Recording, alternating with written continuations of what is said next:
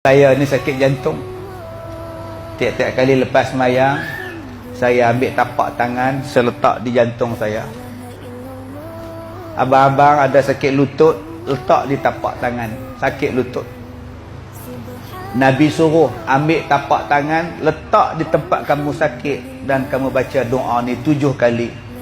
InsyaAllah, mudah-mudahan Allah sembuhkan kita daripada penyakit. Baik, kita sama-sama letak di tempat yang tuan-tuan sakit sekarang. Ikut saya baca. A'udzu bi'izzatillah wa qudratihi min syarri ma ajidu.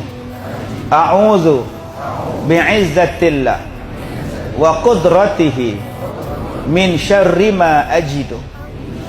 A'udzu bi'izzatillah wa qudratihi min syarri ma ajidu. A'udzu bi'izzatillah wa qudratihi min syarri ma ajidu. A'udzu bi'izzatillah wa qudratihi min syarri ma ajidu. A'udzu bi'izzatillah wa qudratihi min syarri ma ajidu. A'udzu bi'izzatillah wa qudratihi min syarri ma ajidu.